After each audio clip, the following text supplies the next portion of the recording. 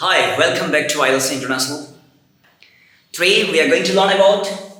WH question. The word will be why. অসমীয়াত কিয় বুজায় এতিয়া চাব আমি আগৰ ভিডিঅ'ত শিকিলো সিম্পল প্ৰেজেন্ট টেন্সত why শব্দ লগাই কেনেকৈ আমি WH question বনাও পজিটিভ হওক নেগেটিভ question হওক কেনেকৈ বনাও এইটো শিকিলো প্ৰেজেন্ট কন্টিনিউয়াছ টেন্সত কেনেকৈ আমি WH question বনাও why শব্দ লৈ এইটো আমি শিকিলো আজি আমি শিকিবলৈ গৈ আছো প্ৰেজেন্ট পাৰফেক্ট টেন্সত why শব্দ লগাই কেনেকৈ question বনে প্ৰেজেন্ট পাৰফেক্ট কন্টিনিউয়াছ টেন্সত কেনেকৈ আমি why শব্দ লগাই question বনাও আৰু সিম্পল পাস্ট টেন্সত কেনেকৈ আমি why শব্দ লগাই question বনাও বুজিছেনে বলক আমি আগবাঢ়ো এতিয়া চাব প্ৰথম বাক্য আমি পালো পজিটিভ দে পজিটিভ কোৱেশ্চন হয় নট নাই পজিটিভ কোৱেশ্চন প্ৰেজেন্ট পাৰফেক্ট টেন্সৰ হয় WH কোৱেশ্চন কেনেকৈ বনে চাব why have you written অসমীয়া অৰ্থ হয় আপুনি কিয় লিখিলে বা আপুনি কিয় লিখিছে এই বাক্য বুজাবলৈ আমি কি কৰো why have you written এতিয়া এই বাক্য যে বনিল এই বাক্যৰ আৰত কাৰ সহায় লাগে আমাক ফ্ৰেমৱৰ্কছৰ মেজিকটো চাব ফ্ৰেমৱৰ্কছৰ এতিয়া WH মানে why আহিব তাৰ পিছত অক্সিলাৰি মানে হল have আহিব তাৰ পিছত কেনো পাৰফেক্ট টেন্সত have has আহে সাবজেক্ট অনুসৰি have বহে has বহে সাবজেক্ট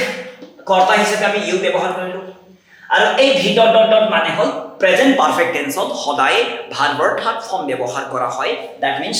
write wrote written এই written শব্দটো ব্যৱহাৰ কৰা হৈছে হৈ গল মেজিকটো দেখিছে কিমান ধুনিয়া হয় কিমান সহজ হয় এতিয়া WH কোৱেশ্চন why লগাই নেগেটিভ কোৱেশ্চন কেনেকৈ বনাম আমি প্ৰেজেন্ট পাৰফেক্ট টেন্সত এই কথাটো বুজাও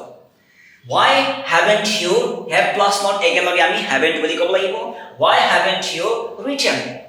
ইয়াৰ অসমীয়া অৰ্থ হয় আপুনি কিয় নিলিখে নতুবা আপুনি কিয় লিখা নাই হৈ গল এতিয়া আপুনি কিয় নিলিখে আপুনি কিয় নিলিখিলে নতুবা আপুনি কিয় লিখা নাই কবৰ কাৰণে আমি কি কৰিব লাগিব এই সেন্টেন্স যেটো WH কোৱেশ্চন বনালো আমি নেগেটিভ কোৱেশ্চন ইয়াৰ কাৰণে এই ফ্ৰেমৱৰ্ক চাব মই লিংক কৰি দি আছো চাব WH ৰ পৰা আমি why ব্যৱহাৰ কৰিলো তাৰ পিছত অক্সিলাৰি have ব্যৱহাৰ কৰিলো কিয়নো প্ৰেজেন্ট পাৰফেক্ট টেন্স হয় নেক্সট নেগেটিভ কোৱেশ্চন হয় তো নট লগাম আমি সাবজেক্ট you বহালো তাৰ পিছত ভিতৰ ডট পাৰফেক্ট টেন্স মানে হল প্ৰেজেন্ট পাৰফেক্ট টেন্স V3 হ'ব লাগিব খতম হৈ গল চাব IELTS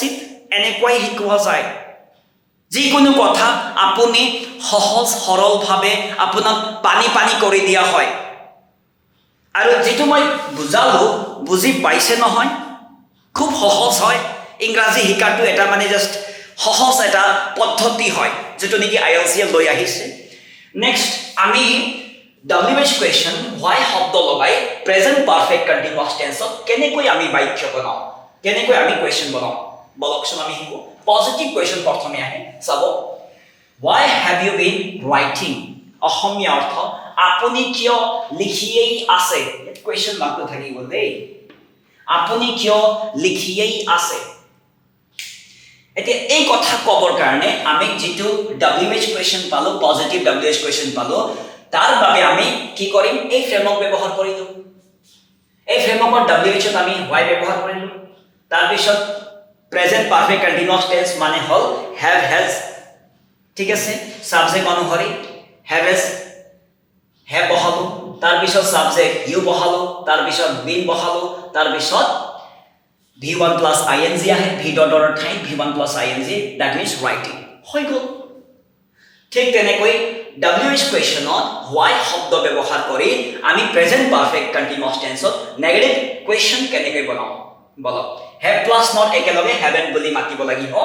why haven't you been writing মানে আপুনি কিয় লিখিয়েই থকা নাই বুজি পাইছে নহয় খুব সহজ হয় এতিয়া আপুনি এইটো WH কোৱেশ্চনৰ নেগেটিভ কৰিবৰ কাৰণে নেগেটিভ কোৱেশ্চন কৰিবৰ কাৰণে যেটো আমি সেন্টেন্স বনালো বাক্য বনালো এই বাক্য কেনেকৈ বনালো চাব মই লিংক কৰি দি আছো খুব সহজ হয় ঠিক আছে WH ৰ পৰা আমি why ব্যৱহাৰ কৰিলো তাৰ পিছত অক্সিলাৰি have ব্যৱহাৰ কৰিলো নেগেটিভ কোৱেশ্চন হয় নট ব্যৱহাৰ কৰিলো সাবজেক্ট বহালো তাৰপিছত ভি ডট ডট মানে হল বেইন প্লাস v1 প্লাস ing ব্যৱহাৰ হয় অবজেক্টটো বহুৱা নাই সেন্টেন্স যাতে দীঘলীয়া নহওক তাৰ বাবে ঠিক আছে ইয়াৰ মাজতে মই এটো ক'ব বিচাৰিছো যে আপুনি এই WH কোৱেশ্চন সোমোৱাৰ আগতে আপুনি টেন্সটো ভালকৈ শিকি লব প্ৰ্যাকটিক্যাল ইউজ অফ টেন্সটো ভালকৈ শিকি লব নহলে আপুনি কষ্ট পাব আপুনি শিকাটো ভালকৈ নবনিব ঠিক আছে তাৰ পিছত টেন্সটো ক্লিয়াৰ কৰিব নেক্সট স্টেপ কি কৰিব যে আপুনি ফ্ৰেমৱৰ্কস অনুসৰি সেন্টেন্স বনোৱাৰ যেটো টপিক আছে সেই কথাটো ভালকৈ প্ৰ্যাকটিস কৰি লব আমাৰ চেনেলত আমাৰ মানে অফিচিয়াল যেটো চেনেল হয় তাত আমাৰ ধুনিয়াকৈ বুজোৱা হৈছে প্ৰ্যাকটিক্যাল ইউজ অফ টেন্সৰ বিষয়ে বুজোৱা হৈছে কেনেকৈ সেন্টেন্স বনে সেই কথাটো বুজোৱা হৈছে আপুনি ফৰ ৱেজ ফ্ৰেমৱৰ্কসটো খুব গুৰুত্ব সহকাৰে শিকি লব তাৰ পিছত এই WH কোৱেশ্চনত সোমাব খুব সহজ পাব নহলে ডাইৰেক্ট যদি জপিয়াই দিয়ে তেন্তে আপুনি এই WH কোৱেশ্চন যি ধৰণে বুজোৱা হৈ আছে সেই কথাটো লিংক কৰিব নোৱাৰিলে আপোনাৰ দ্বাৰা সেন্টেন্স বনাটো কষ্ট হৈ যাব কষ্ট হোৱা মানে হল আপুনি প্ৰগ্ৰেছ ৰখাই দিয়া আপোনাৰ প্ৰগ্ৰেছটো ৰখি যোৱা হৈ যায় তো এইটো আমি নিবিচাৰো স্টেপ বাই স্টেপ আহে বুজি পাইছে নহয় বল আমি সিম্পল পাস্ট টেন্সত আমি WH কোৱেশ্চন লগাই কেনেকৈ সেন্টেন্সটো বনাও এই কথাটো আমি WH কোৱেশ্চনৰ পজিটিভ বা নেগেটিভ কেনেকৈ বনাও এই কথাটো আমি শিকিম পজিটিভ কোৱেশ্চন WH কোৱেশ্চনৰ why শব্দ লগাই সিম্পল পাস্ট টেন্সত why did you write আপুনি কিয় লিখিছিল কিমান সহজ হয় আপুনি কিয় লিখিছিল কবৰ কাৰণে যেটো positive question WH positive question আমি ব্যৱহাৰ কৰিলো বনালো কেনেকৈ বনালো এই টেকনিকটো শিকক এই টেকনিকটো হল চাব মেজিকটো চাব WH লগালো তাৰ পিছত সিম্পল পাস্ট টেন্স হয় দ্যাট মিন্স ডিড ব্যৱহাৰ কৰিব লাগিব আমি হেল্পিং ভাৰ্ব হিচাপে ডিড লগালো সাবজেক্ট ইউ বহালো তাৰ পিছত আপোনাৰ ভি ডট ডটৰ ঠাইত v1 ব্যৱহাৰ কৰিলো হৈ গল positive question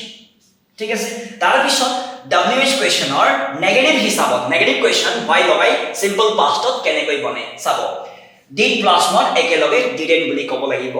why didn't you write আপুনি কিয় লিখা নাছিল খুব সহজ আপুনি কিয় লিখা নাছিল কোৱা যায় নহয় এই ক্ষেত্ৰত আপুনি এই বাক্য ব্যৱহাৰ কৰিব আৰু এই বাক্য যে বনিল কেনেকৈ